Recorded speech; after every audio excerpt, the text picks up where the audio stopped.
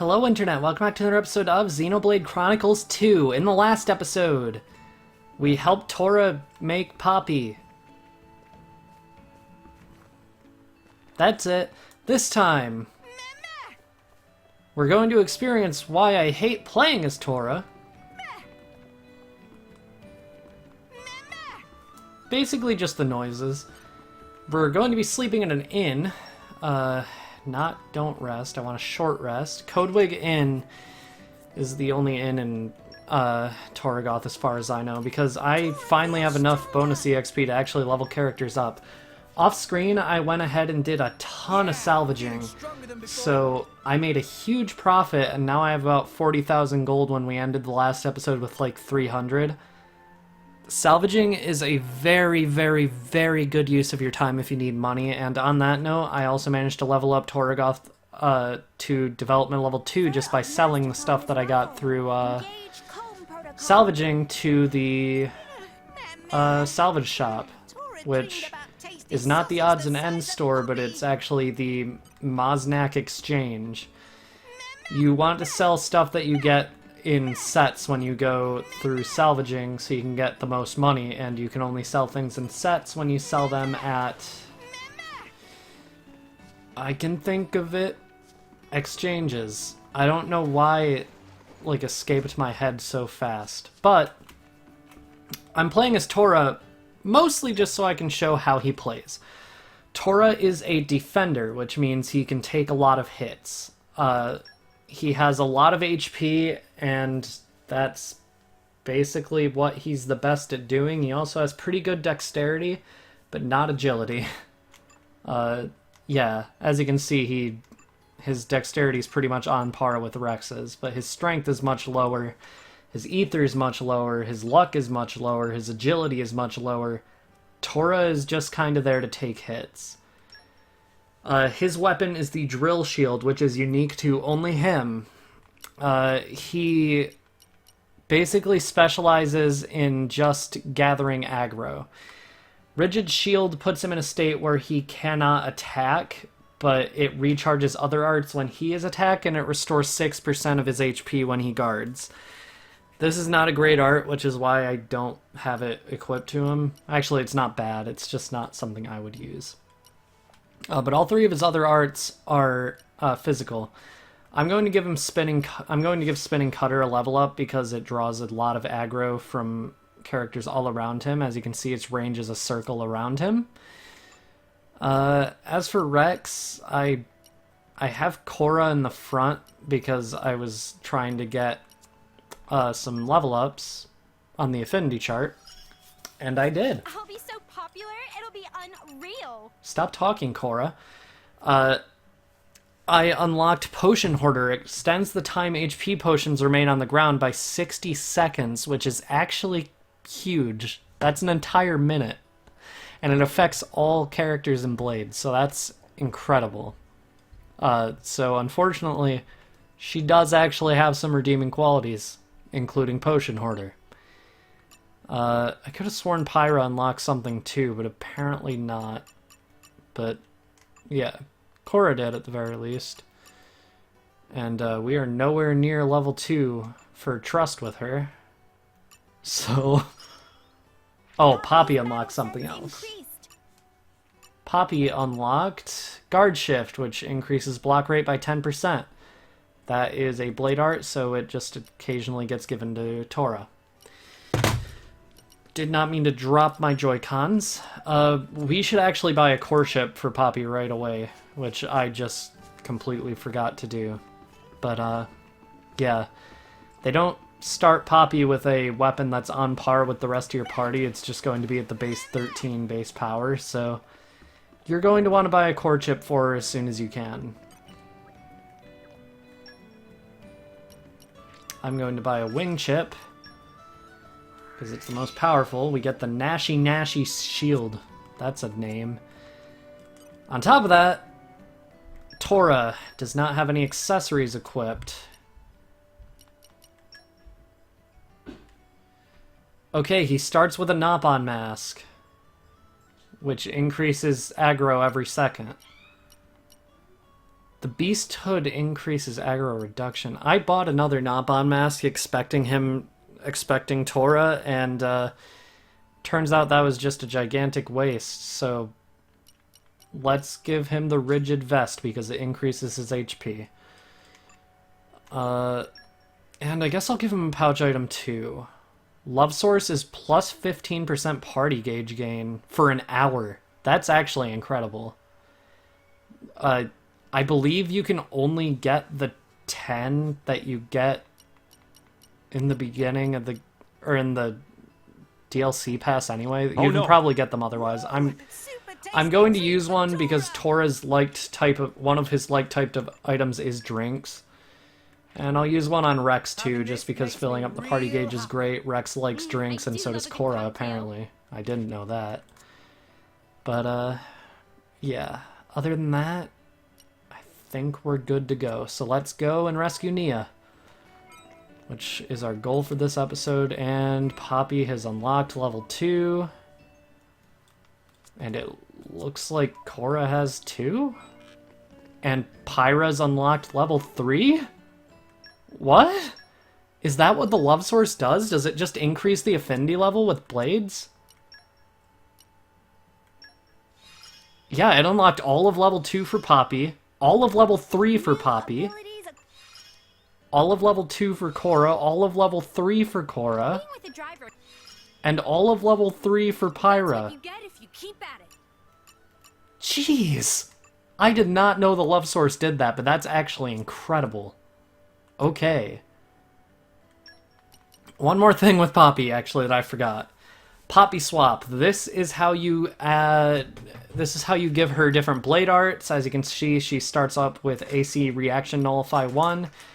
If you get more of these, you can give them to her through Poppy Swap. Or Tiger, rather. But you can also give her part types. These give her other passive buffs, including increasing damage dealt from the back, reducing spike damage, and increasing level 1 special damage. I'll give her special level 1. Other than that, there's not a lot we can do with her for now. She has tank mod 1, so she is a defender blade. You can increase her energy using ether crystals that you get through Tiger, which is good because you need energy in order to equip more stuff to her, but for now that's all we can really do. As for create and crystallize parts, you can create Ether Mod 1, which will turn her into a healer blade, but we don't want that. You can give her more art cards. None of the ones we can make right now are particularly attractive to me. System Reset cancels debuffs from enemies. That could be... yeah, that could actually be good. But, yeah, everything you do with Poppy requires ether crystals, which means you're expected to be playing Poppy Swap, or Tiger rather, a lot. Okay. Now I have definitely spent enough time, just doing nothing. So, we're going to be heading to rescue Nia now. Now that we get to see that everybody is up to rank C in Trust, which is just... I'm actually still amazed by that. I did not expect that at all. Wow! World has many amazing places in it. Stop talking, Tora. And enjoy view for a bit. You can talk, Poppy. There is Titan warship! Quite the impressive Titan. Another sign that Morardain is readying once more for war with Uriah? Look. That route goes right to the ship, just like Pyra said. Yes! We should be able to climb down over here. Let's go. Okay. Off we go! Understood.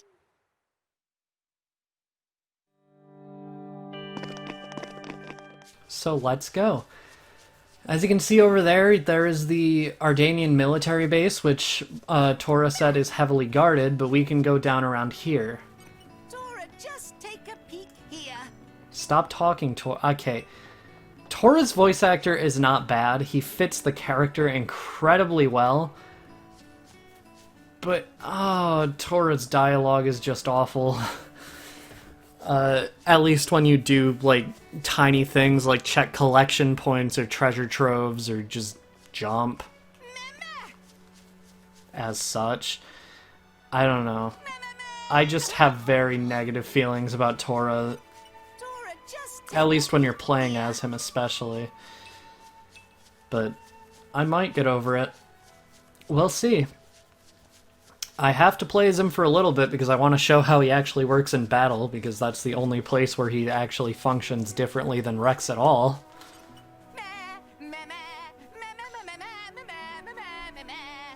That's his worst voice clip for collection spots. wow! World has many amazing places in it. Perhaps rest and enjoy view for a bit. Hello. Usually these things have text bubbles above their heads where, like, you can talk to them but not understand them. This one apparently just doesn't. Cool. Since I haven't said it yet, Tora actually cannot bond with any core crystals, which was already said in cutscenes, but just so you know, you can't go to the blade menu to bond anything with him, as you could with Rex.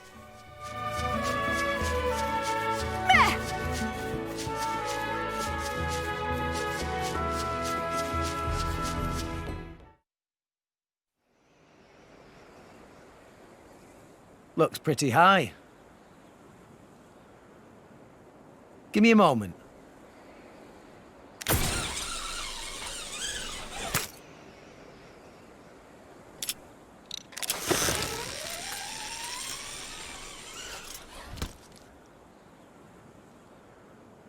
Pyra, you first. I'll pull you up, so hold tight.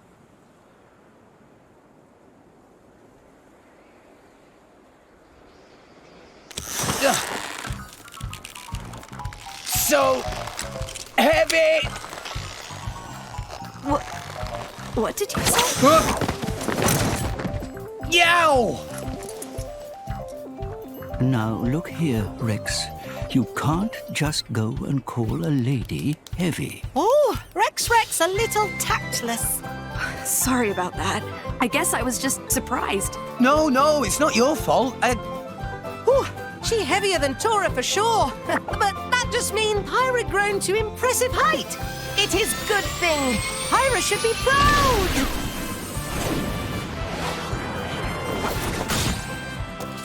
Poppy, pull Pyra up. Please, grab again.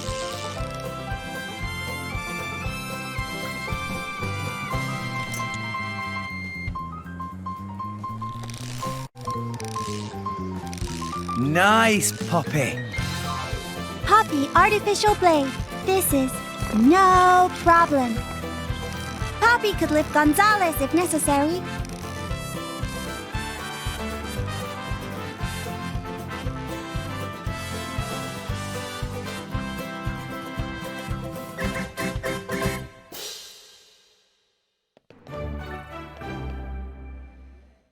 Ballast disposal chute. Alright. Once you head through here, you will end up in this room. There are Lysats and Medus in here, similar to the abandoned ship. And I'll fight these guys just so I can show how Tora fights. When you play as Tora, it is all about keeping the aggro off of Rex. Because Tora is basically just meant to take a ton of damage. As you can see, he even has an ability that topples and does more damage when he has low HP, which is big boost. Yeah, he's literally just there to take the aggro, which he's good at. Can't deny that. Poppy is an Earth-type blade, so any blade combos from Poppy will likely involve electric or fire alongside her, so luckily we have Rex, who has electric and fire. But yeah, overall that's how Tora functions. I'm switching back to Rex because I do not like playing as Tora. Tora's definitely... I just jumped off the side.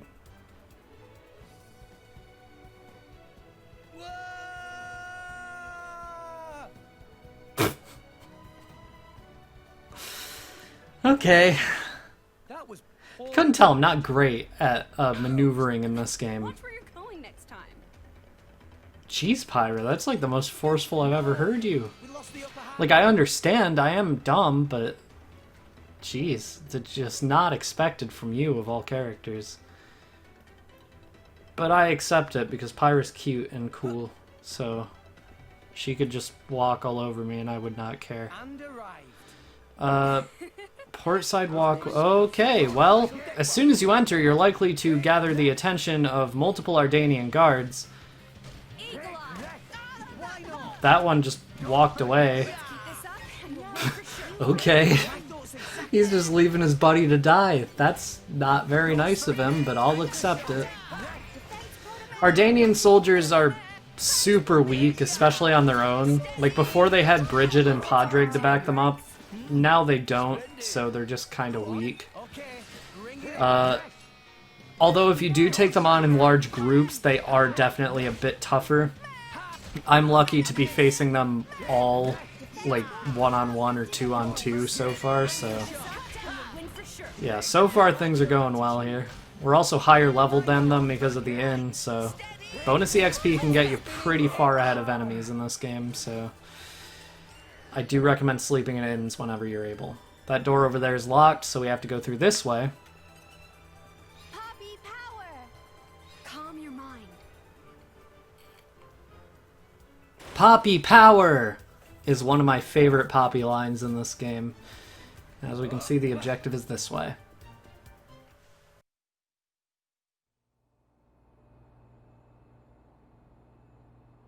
Master Pawn, Poppy can feel there is a blade in the vicinity.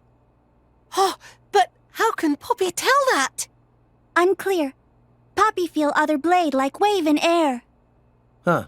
I'm not sure I get it, but maybe Dromark is nearby.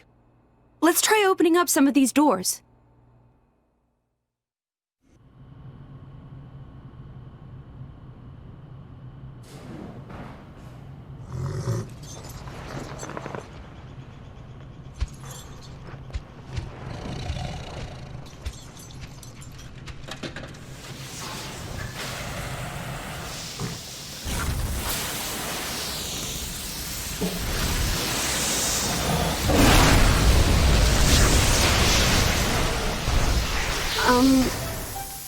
I didn't hurt anyone, did I?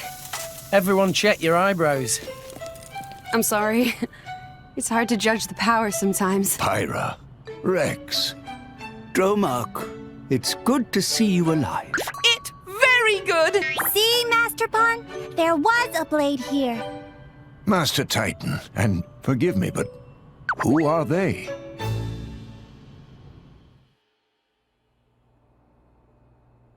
Dromark, we don't have much time. Do you know where Nia is? But of course, we are in residence after all. I feel her presence. Then let's go. We can't let her get executed. Indeed. This way. Alright, so after Nia. It's a good thing they separated her and Dromark because... Like, she would have had the easiest time getting out of here because she's epic. That's the entire reason. Okay, let's take on these two now that that guy's walked away from them.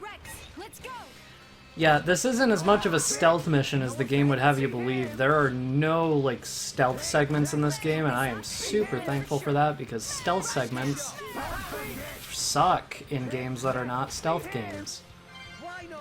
Like, stealth segments are honestly one of my least favorite things in games. I cannot stand them. And especially when games that are, like, action games have them. It's just super annoying, and I don't understand why game developers like to do that. Like, Metal Gear Rising has a really bad one in the Denver level. Alright, that's all three of them taken care of. As you can see, they're super weak. Okay, Poppy is getting a bunch of stuff on her affinity chart. So we should check that right away. But those guys are just guarding this valve. It's not required in any way, but it does lead you to a treasure chest. But let's check Poppy's affinity chart real quick. Poppy's battle sense increased. Sure. Guard Shift level 2 increases block rate by 12%, and Emergency Mode boosts block rate by 20% when HP is 30% or lower. That's really good. New power for Poppy. Very excite. Okay, Poppy is Doge now, apparently. That's fine. Poppy's cute. Doge is cute. It all works out. This Ardanian soldier is guarding the ladder to get up to that walkway. So, this would not be a very good Let's Play if I failed to mention that the Ardanian soldiers used to say a whole lot more than they do now in the original version of Xenoblade Chronicles before any updates, or Xenoblade Chronicles 2.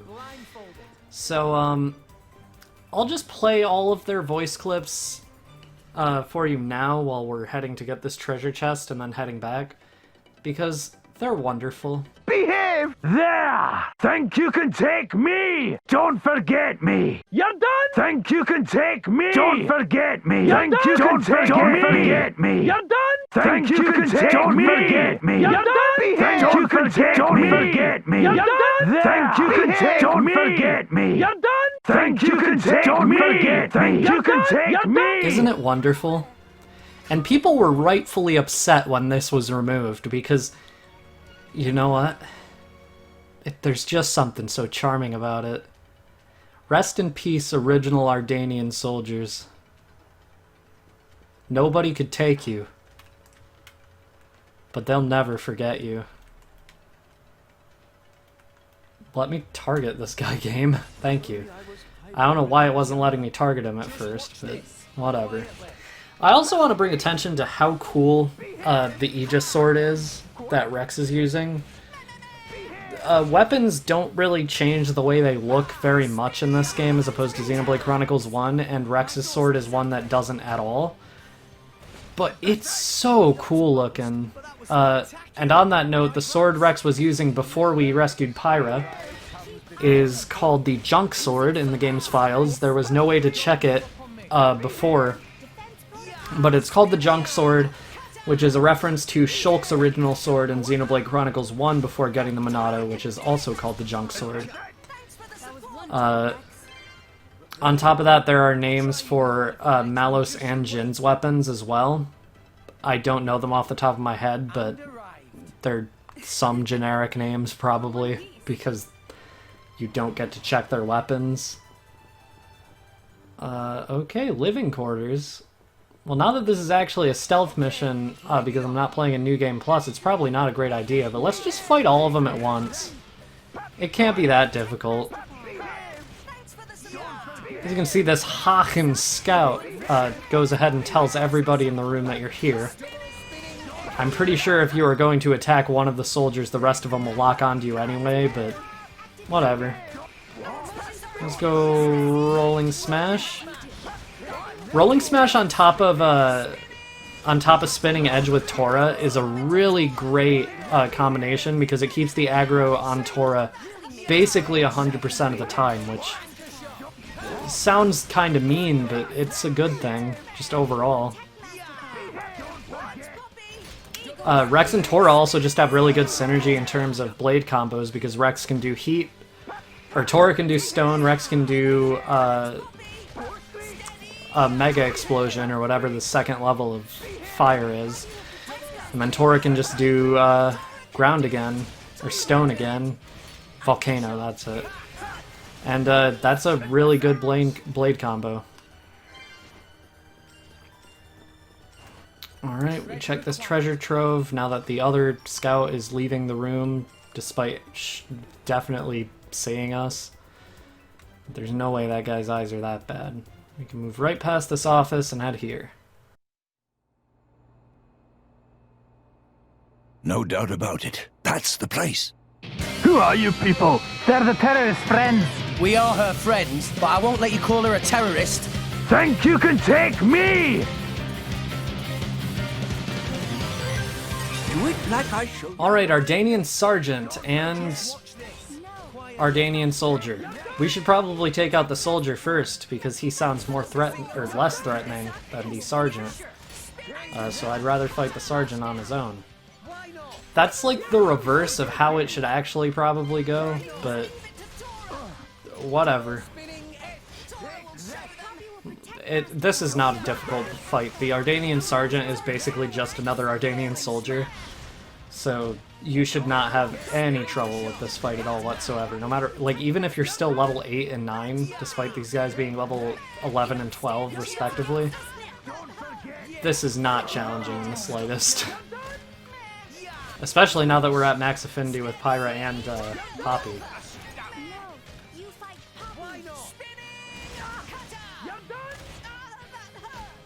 They still say you're done. You're done! I love the way he says it. But nothing will ever be able to replace the way the original Ardanian soldiers sounded. Don't forget me. Does nobody in this military get confused when literally every single person, including Captain Padraig, has the exact same voice? You'd think that would get a little confusing. Like, so far only the Special Inquisitor has had a different voice.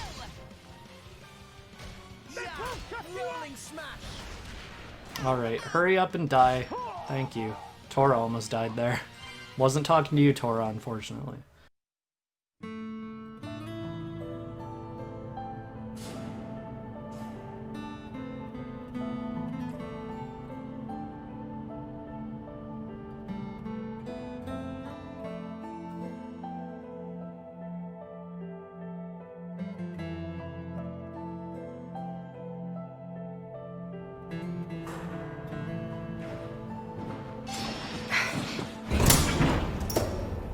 Jen?